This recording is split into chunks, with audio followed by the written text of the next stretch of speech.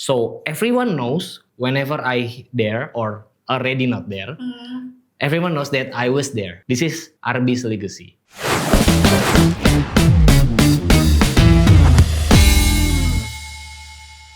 Halo Yoter, selamat datang di Muda Sukses Podcast. Tepuk tangan dong. Ya, pastinya podcast ini bakalan jadi teman perjalanan kamu untuk meraih definisi muda sukses versi kamu atau kalian masing-masing. Dan salam kenal, aku Yuni. Aku bakalan jadi host yang akan nemenin kamu untuk ngobrol bareng, untuk kita kulik-kulik value hidup dari narasumber yang kita undang. Dan di pertemuan ini kita bakalan ngobrol bareng sama Mas Arby Hashim, seorang brand manager dari salah satu perusahaan global yang pasti produknya pernah kamu cobain, pernah kamu konsumsi. Ya, halo Mas Arby. Halo Yuni. Apa kabar? Apa kabar? Kabar baik, alhamdulillah. Yuni gimana? Aku juga sama, kabarnya baik, excited. Karena ini episode pertama kita di Muda Sukses Podcast, tapi kita ngundangnya Mas Arby. Kenapa? Kenapa Mas Arby? Karena beliau adalah alumni dari komunitas yang on top, khususnya di region Depok. Oke. Tahun 2018 beliau atau dia menjadi salah satu anggotanya ya. Terus habis itu turns out jadi presiden juga di sana. Gitu. Ya. Ya, betul sekali. Jadi kalau datang ke kantor yang on top ini tuh kayak reminiscing good old days lah. Karena emang keinget dulu sempat kerja bareng Yuni juga ya dalam satu periode waktu tertentu, dan aku ngerasa kayak ya jadi keinget aja dulu zaman kita masih rapat, meeting dan lain sebagainya. Iya, meeting-meeting online sampai malam. Ya, anyway, Mas Arby, gimana sih ceritain dong, kan aku sempat kulik-kulik ya. Mas Arby tuh dulu kuliahnya kan di Teknik Perkapalan UI, ya, benar? Betul. Nah, terus sekarang jadi berkecimpungnya di industri FMCG. Ya. Kenapa kayak gitu end up-nya? Oke, basically sebenarnya aku mempelajari betul bahwa kita hidup tuh adalah never ending journey gitu ya. Jadi kita beneran belajar sebenarnya defining what we want, what we will do, and what we want to be in the future gitu. And then comes up in my mind gitu ya. Waktu itu aku sebenarnya mechanical engineering department gitu di UI. Terus abis itu lanjut, aku sempet ada intern di beberapa tempat, dari logistik staff, aku pernah dari engineering staff gitu di beberapa perusahaan berbeda, dan juga akhirnya di PT Aplikasi Karya Anak Bangsa di Gojek. Waktu itu aku sempet di sana sebagai marketing officer. Nah, waktu di sana tahun 2019 sambil aku finishing my thesis defense gitu ya. Di sana aku belajar bahwa seru ya creating demands gitu, karena marketing is all about creating demands and affecting the consumer behavior. And then ketika aku belajar di sana, aku bilang belajar karena aku lebih banyak nanya, lebih banyak ya, my legacy is not like giving so much legacy there, but ketika di sana aku tahu kalau misalkan ini something that I want to do. I really want to do. Jadi engineering is one thing that I like, but I do most like about marketing things.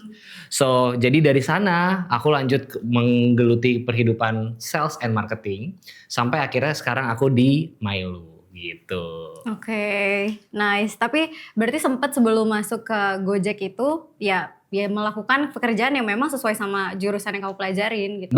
Betul. Dan sempat nyoba-nyoba itu ya, sempat ke logistik, sempat ke ini. Aneh sih sebenarnya kalau kata orang kayak mau lu apa sih gitu. Iya. Cuman emang ya menurutku itu adalah fase dimana secepat mungkin, sebisa mungkin kita tahu apa yang kita mau gitu kan. Iya. Dan apa yang sebenarnya kita bisa.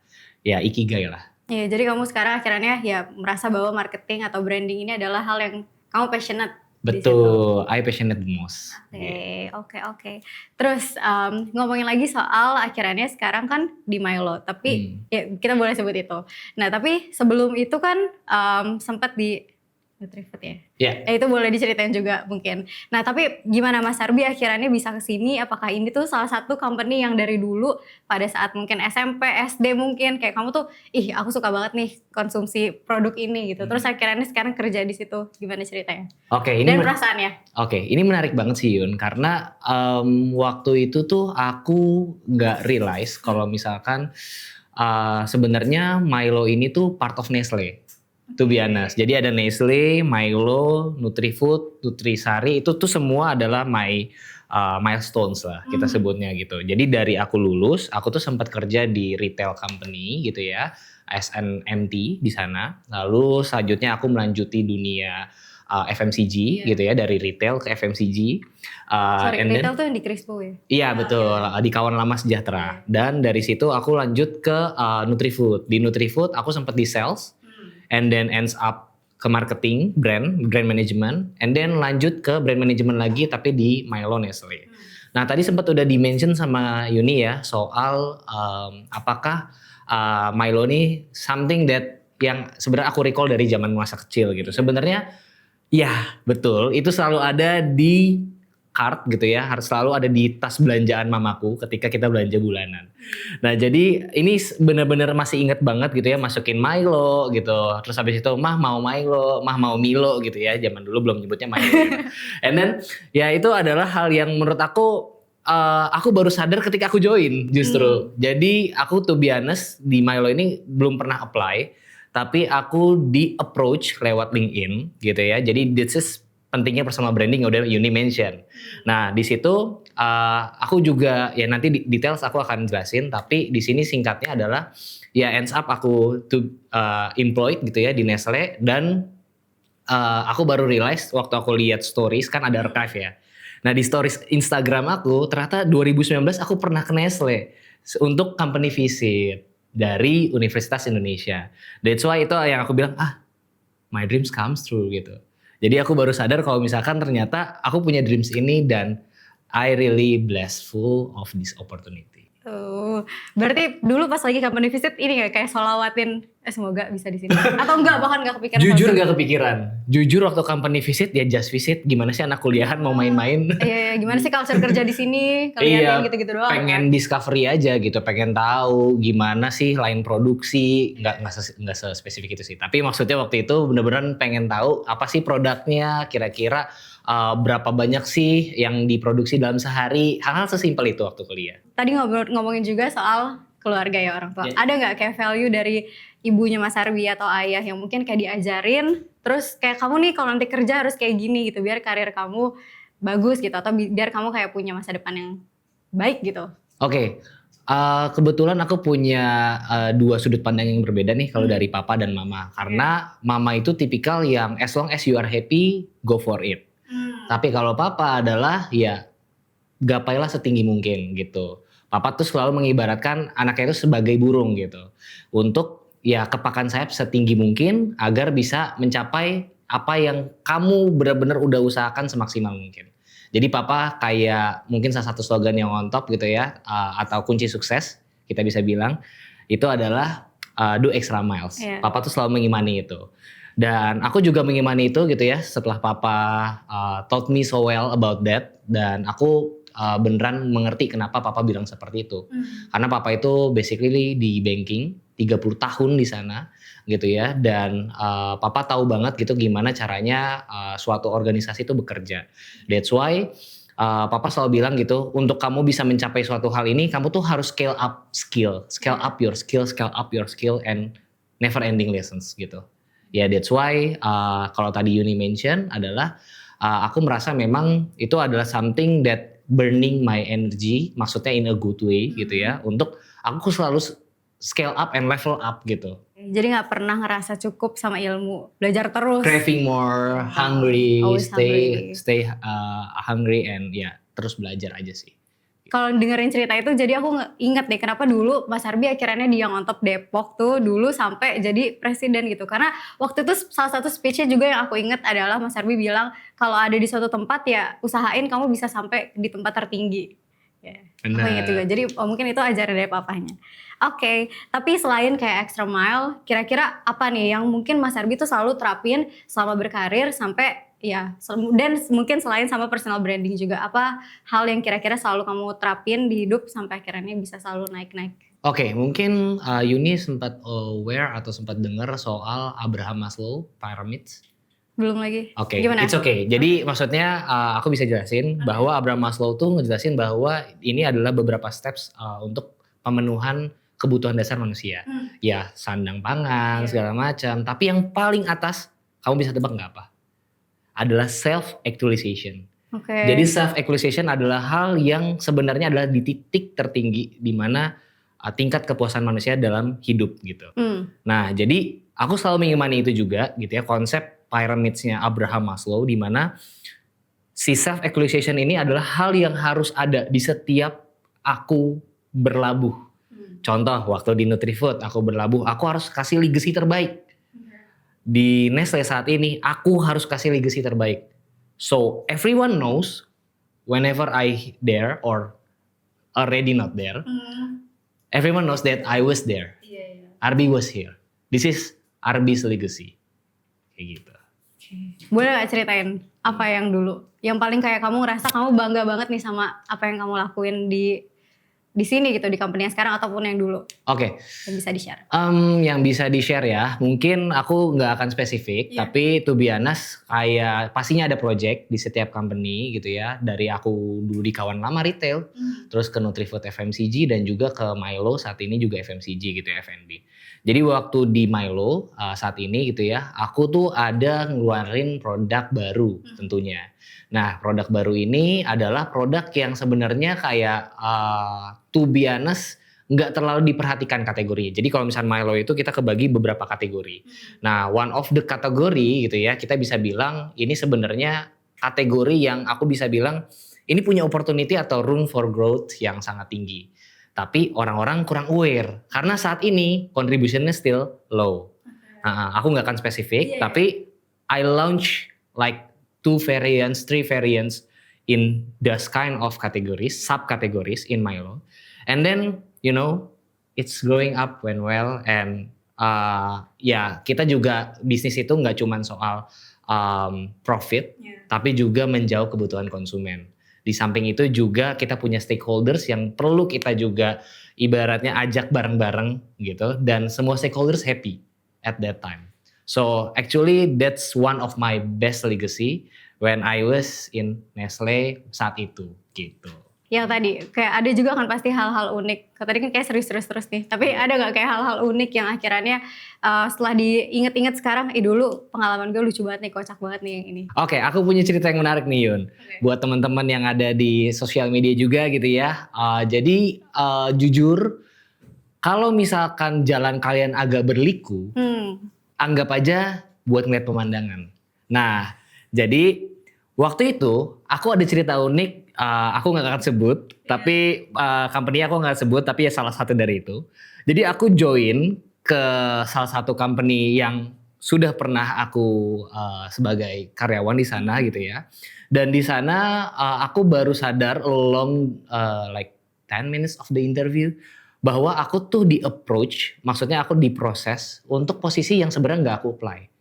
You know, jadi aku apply untuk posisi A, dan ternyata saat lagi interview itu tuh kita lagi discuss posisi B. Dari awal nggak di-mention? Dari awal nggak di-mention. Okay. Without any subject of the position, without any, ya. Jadi aku kayak kaget gitu loh ketika tiba-tiba di-mention. Dan aku juga kenapa ya skillnya yang dibahas mengenai ini gitu. Sebenarnya nggak beda jauh sih, tapi ya beda aja posisi yang aku apply dan posisi yang aku diproses. Dan ternyata waktu along the way gitu ya, aku tanya gitu ya, ini buat posisi B ya? Karena saya apply untuk posisi A gitu. Ya in the same company. Terus habis itu dari usernya bilang kalau user ini BOD level loh. Oke. Dan bilang bahwa, oh kami sih disuruh HR untuk proses posisi B. Kamu masih mau oke nggak? Saya oke bu, nggak apa-apa. A dan B itu posisinya sama nggak tapi? A dan B itu posisi yang berbeda, tapi similar. Oke. Mirip. Maksudnya setara gitu? Setara, tapi kalau bisa dibilang usernya akan berbeda. That's why aku agak kaget user, kan aku pasti riset dulu dong sebelum interview gitu. Kenapa ini posisi B, aku apply posisi A, di interview sama user posisi B. That's why aku questioning gitu saat itu. Dan ternyata waktu setelah interview, aku tanya ke HR dan ternyata memang posisi A itu already fulfill dan kita lihat kamu punya potensi di posisi B. That's why I tetap di posisi B dan akhirnya aku berkarir di sana. Lihat di LinkedIn ya berarti guys. Ya itu salah satu kata ininya kuncinya. Iya kuncinya. Oke, jadi gara-gara kesalahan itu tapi tetap lancar interviewnya. Interview jadi lancar. Iya kayak gak kaget Ya kaget dikit mungkin ya. Kaget dikit tapi berusaha Okay. fake smile. Oke. Oke. Ya ampun sumpah. Oke. Ya so far kalau misalnya dari journey-nya karir kan sekarang udah jadi level manager. Tapi usianya belum 30, masih muda banget. Alhamdulillah. 27 kan? Aduh jadi mention dong ya. Pokoknya muda banget, under 30 udah jadi brand manager di brand yang global gitu, yang scope-nya gede banget lah. Ya, tanggung jawabnya pasti berat juga. Tapi habis ini milestone-nya kira-kira udah terplanning belum? Kayak 5 tahun lagi, 10 tahun lagi, atau Mas Arbi tuh tipe yang ya udah sekarang happy dan fokus ke yang ada di depan mata nih sekarang? Oke. That's a good question, karena sejujurnya manusia cuma bisa merencanakan tapi Tuhan yang menentukan kan. Nah, tapi balik lagi gitu ya, aku kind of person yang memang planning. Aku selalu planning even kayak 6 bulan lagi mau ngapain, 12 bulan lagi mau ngapain gitu. And aku kan manage budget ya di Nestle gitu ya. Terus aku juga punya manage budget personal gitu. Nah itu jadi yang menentukan juga kayak faktor-faktor aku tuh mau ngapain aja sih gitu. Jadi saat ini pun aku sedang menggeluti beberapa hal di luar dari pekerjaan. Kayak contohnya aku juga ada bisnis konsultan gitu ya, konsultan di bidang marketing yang saat ini sedang aku geluti gitu. Jadi sebenarnya sekarang lagi ngembangin karir dan juga ke arah sana gitu, yang aku melihat memang prospeknya bukan dari segi size bisnisnya, tapi memang ada UMKM yang sekiranya memang butuh bantuan untuk bisa growing ke depannya seperti itu. Bisnis mereka. Okay. Ya, like finding their business model, terus abis itu managing their cash flow, something like that lah. Lebih kayak ini aja sih, 1-2 session to have a broad development lah for them. Baik banget. Terus menjalankan banget moto yang on top, learn and share. Learn and share gitu. Habis dipelajarin secara otodidak gitu kan, gak belajar teorinya banget sebenarnya. Atau akhirnya ngambil course? Jujur aku cuma ambil course waktu COVID. Kebetulan kan aku lulus itu 2020 Januari. Keluar SKL-nya 15 Januari. Spesifik banget ya. Nah terus habis itu dari situ aku tuh udah belajar saat along the way gitu. Aku belajar terus di Coursera, Future Learn dan lain sebagainya. Itu tentang gitu marketing. Ya. Itu tentang marketing gitu. To be honest di dunia kuliah itu cuman permesinan aja isinya. Iyalah. Cuman soal calculations, fisika, segala macam, dan marketing is not my cup of tea saat itu. Dan ternyata waktu aku ke Gojek mulai dapat singkatan-singkatan keren gitu ya. Belajarin gitu ya. Terus habis itu mulai dari online course. Dan aku ngerasa kayak ini keren banget sih gitu. Ini something that I want to learn more gitu. Dia juga keren banget. Kan dulu waktu Mas Arbi pernah bilang waktu salah satu, jadi kita tuh di komunitas yang on top dulu pernah ada momen untuk sharing session gitu lah. Nah terus Mas Arbi pernah dapat kebagian untuk sharing juga. Terus Mas Arbi bilang kayak manusia itu unik katanya. Jadi setiap manusia tuh gak pernah ada yang sama. Even dia kembar sekalipun pasti ada bedanya. Entah itu karakternya kayak atau cara dia solving problem kayak di pikirannya. Pasti beda gitu intinya. Nah keunikannya Mas Arbi apa? Oke. Keunikan saya adalah saya cukup orangnya nggak mau itu aja. Maksudnya nggak mau doing regular things. Mungkin kalau saya boleh share sedikit gitu ya terkait mungkin Yuni pernah dengar dari Nas Daily, tahu? Tahu. Nas Daily itu ada salah satu cerita mengenai tentang cooking the fish. Pernah dengar? Belum soal. Nah, jadi cooking the fish itu adalah soal di mana back then gitu ya. Orang tuh anaknya tuh nanya ke ibunya, kenapa selalu potong kepala dan juga ekor. Gitu. Ibunya nggak tahu karena dikasih tahu sama ibunya lagi. Dia datang ke neneknya bilang, oh itu karena zaman dulu pancinya terlalu kecil, yang muat itu cuman bagian badannya aja. Nah itulah yang mungkin bisa mendeskripsikan aku uniknya apa, karena aku merasa aku seperti orang yang si anaknya itu. Aku selalu mempertanyakan sesuatu. Aku selalu mempertanyakan kenapa sih harus kayak gini, kenapa sih harus begitu. Mungkin kalau ngutip buku lagi itu adalah kayak Simon Sinek, Starts with Why ya kan. Yang selalu dibawa sama Young on Top juga. Nah aku juga belajar waktu zaman aku di Young on Top soal buku itu. Aku baca gitu ya, bahwa aku pelajarin bahwa cuman sedikit orang yang tahu kenapa dia harus melakukan itu. Gitu. Artinya apa? Emang orang tuh kalau ketika dia udah tahu, dia akan paham arti dan ownership-nya itu akan timbul gitu. Kenapa dia harus melakukan suatu hal seperti itu sih. Iya, jadi lebih mindful juga ngelakuin segala sesuatu. Lebih mindful, lebih paham, dan mungkin justru bisa lebih baik karena dia bisa elaborate gitu. Iya. Oke. Terus ada nggak kayak kasih tauin ke yoters gitu yang mungkin sekarang lagi ada di fase-fase, kan dikit lagi mau lulus-lulusan nih, soalnya Oke. temanku dikit lagi mau wisuda. Ada nggak kayak kasih tauin ke mereka mungkin gimana sih caranya untuk journey-nya gitu untuk bisa berkarir di industri yang mungkin dia nggak tekunin dari awal banget tapi dia suka nih industrinya Oke. kayak Mas Arbi lah, kuliahnya engineering terus habis itu tiba-tiba masuk ke retail ataupun FMCG. Ya, oke. To be honest, this is the data from Bapak Nadiem Makarim back then, tahun 2021 mungkin atau ya. Pokoknya intinya dari Bapak ini gitu ya, beliau menyebutkan bahwa 83% dari angkatan kerja itu bekerja di luar dari jurusannya. Artinya apa? Most people already know that they need to grow. If they want to grow, they need to go out from their comfort zone. So that all of you guys, yoters, jangan takut, tetap belajar, tetap buat nimba ilmu sebanyak-banyaknya, dan kalau misalkan kalian suka, go for it. Kalau misalkan kalian butuh, go for it. Jangan karena ada istilah jurusan, justru membatasi kalian. Jurusan dibuat untuk kalian menekuni segala sesuatu, untuk membentuk framework of thinking, tapi bukan untuk menentukan masa depan kalian. Seperti itu. Oke. Terus kan Mas Arbi sekarang udah jadi manajer nih, berarti punya tim. Gimana caranya Mas Arbi nge-lead tim? Apakah kayak dengan style yang otoriter kah? Atau style yang justru nyaman untuk Gen Z? Misal kayak, kan biasanya Gen Z tuh suka di empowering kan, dalam artian kayak kalau misalnya salah nih bukan yang kayak gimana sih kayak gitu dong aja salah gitu, nggak digituin gitu, tapi nih nanti nextnya tolong kayak gini ya lakuinnya. Nah kamu tipe yang kayak gimana? Oke, to be honest, karena tadi Yuni juga mention soal semua orang itu unik, gitu kan ya. Yang kamu kutip dari aku juga, dan aku kutip dari orang lain. Jadi karena semua orang itu unik, dan aku nggak terlepas dari generasi apapun mereka gitu ya, ataupun latar belakangnya, ya artinya setiap touch pointnya berbeda gitu, pain pointnya berbeda, pemahamannya berbeda, backgroundnya berbeda. So that's why aku pasti akan mix and match juga gitu. Kayak yang ini mungkin treatmentnya beda nih, ini harus diajak berpikir dulu. Harus diajak, mungkin harus dikasih metafora ke yang kedua.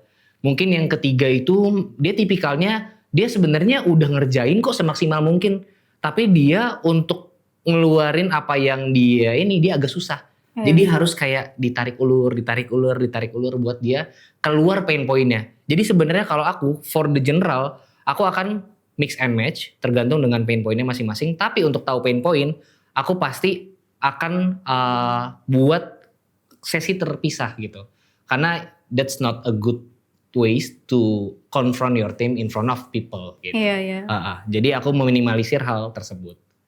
Gitu sih. Cara bonding sama tim gimana biar kayak saling deket gitu? Apakah kayak satu persatu one on one untuk yuk kita ngopi bareng yuk keluar gitu? Gimana? Kebetulan aku punya bos expat gitu ya. Jadi aku nggak cuman bilang di sini soal subordinate, tapi juga ngomongin soal superior gitu.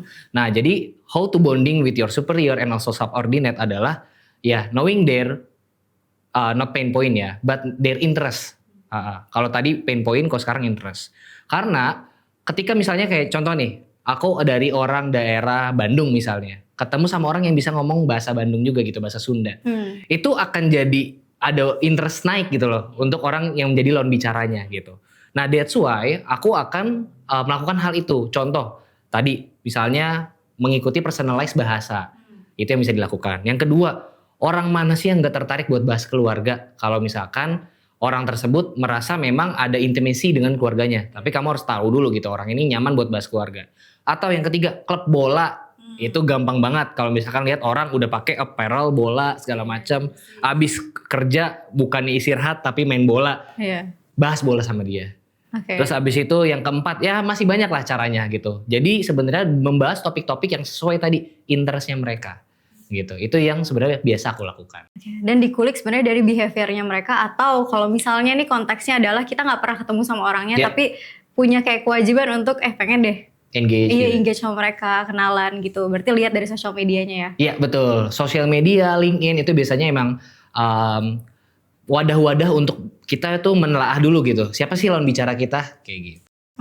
Terus kalau Mas Arbi kan di approach untuk di posisi ini nih sekarang itu lewat LinkedIn karena betul. Personal branding. Tapi ada juga loh orang yang mungkin di approach-nya tuh karena networking.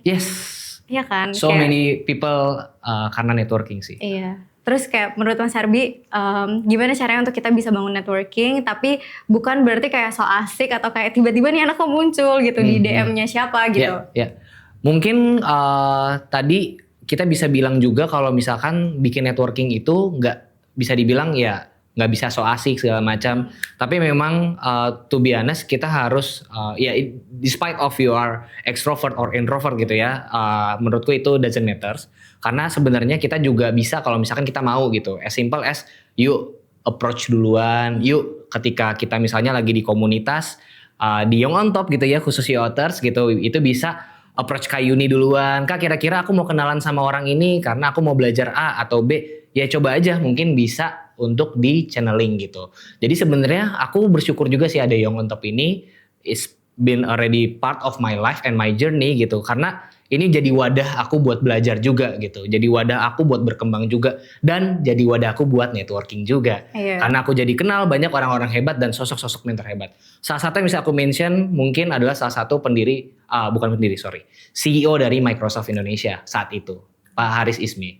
Oke, sempat ketemu gara-gara dia on top. Dia on top. Dan aku sempat jadi usher-nya dia gitu. Di ini Yacht NC atau? Yacht NC, betul. Okay. Itu luar biasa banget, itu pengalaman luar biasa 30 menit dalam hidup aku karena cuman ngobrol 30 menit I got so many insights from him. Menarik banget. Jadi di Yacht NC tuh kan volunteer kita biasanya kalau nggak dari Yachters ya siapapun itu mahasiswa kan. Nah, terus yang pasti kalau jadi LO yang emang nemenin speakers itu sempat juga ada yang kayak sampai ditawarin intern di company-nya beliau gitu di kedai Mart waktu itu. Ya jadi sebenarnya opportunity bisa datang juga lewat experience yang kita ambil pada saat kuliah. Betul. Karena kita nggak tahu kan banyak jalan menuju Roma. Kita nggak tahu jalan mana yang akhirnya match dengan destiny-nya kita. Iya, nice. Oke, terus ceritain juga tentang personal branding. Gimana caranya Mas Arbi akhirnya ngebangun personal branding kalau di sosial media kayak sekarang udah jarang ngepost, tapi kalau di LinkedIn gitu gimana kok bisa sampai di reach out gitu sama HR? Oke, to be honest, just the way you are ya, mungkin kalau mengutip lagu. Jadi benar-benar keluarin potensi-potensinya kamu. Mungkin kamu ngerasa itu remeh, mungkin kamu merasa itu payah atau ya sorry for saying negative words gitu ya. Cuman maksudnya kita bisa kok ngeluarin apapun yang pernah jadi pengalamannya kita untuk jadi bargain pointnya kita. Tadi kan udah dibilang setiap manusia itu unik. Setiap manusia itu punya experience yang berbeda, punya touch point dan feel yang berbeda. Nah kalau misalnya kita pernah melakukan let's say magang di A, aku cuman magang, apa yang bisa aku share? Share aja gitu, apa yang kamu pelajari waktu magang. Karena dari situ, di LinkedIn itu, orang tuh bisa, algoritmnya adalah, orang bisa searching based on your post, based on your title, based on your experience, and so many ways gitu. Jadi ya buka keran-keran networking itu sebanyak-banyaknya. Agar kamu dilihat, di search. Buat tahu gimana kita udah bagus personal brandingnya atau enggak, lihat per hari udah berapa banyak orang yang visit profil kamu. Itu menjadi salah satu indikator. Ketahuan nih berarti salah satu dari kita pasti nge-visit Mas Arbi untuk riset. Ya, gitu. Jadi awal mulai dari kayak ngeposting apa yang dilakuin. Berarti termasuk apa yang dilakuin di company sebagai full timer waktu itu juga di-share. Betul, segalanya. Aku bahkan waktu itu cuma di komunitas aku tetap masukin semua gitu. Termasuk yang on top. Oke. Boleh gak? Nih sebelum kita tutup, Mas Arbi ceritain atau kayak sharing ke kita quotes favoritnya Mas Arbi. Oke, quotes aku sebenarnya cukup simple, yaitu the sky's the limit. Jadi aku tuh suka nanjak gunung, Yun. Dan aku tuh suka banget ngeliat ketika matahari terbit, matahari terbenam, sama ketika bintang-bintang tuh lagi disebar gitu. Dan aku melihat bahwa, oh indah ya, tapi lebih dari indah adalah kok kayak deket tapi sebenarnya sejauh itu. Itu mungkin saat kita ngelihat orang lain. Jadi mungkin kadang ini self reminder juga to myself. Mungkin kita kadang ada masanya gitu ya, namanya manusia gitu ya, salah. Kadang kita mungkin pernah melakukan kesalahan ke subordinate atau superior kita. Atau kadang kita merasa in the higher level than anybody among us gitu ya. Ya itu yang jadinya kesannya kayak masih ada langit di atas langit gitu. Dan if you want to achieve something, if you want to be a greater, just compare yourself to yourself 6 bulan yang lalu, 12 bulan yang lalu. That's why you have to be concise about the planning yang tadi kamu sempat tanyakan juga. Makanya aku ngerasa the sky's the limit itu adalah selalu kutipan yang aku pegang, di mana jangan puas dulu tapi jangan sombong karena lu tuh masih di tanah gitu. Quote-nya jadi reminder untuk tetap humble tapi nggak ngerasa kita maunya hidupnya segini aja gitu, masih ada betul. tahapan selanjutnya yang harus dijalani. Betul. Oke, teman-teman, itu dia episode perdana kita hari ini di Muda Sukses Podcast. By the way, ini juga ada di Spotify yang on top, nama profilnya yang on top, nama podcastnya Muda Sukses Podcast. Jangan lupa di follow dan didengerin juga untuk kalian nggak ketinggalan episode-episode selanjutnya. Bye-bye.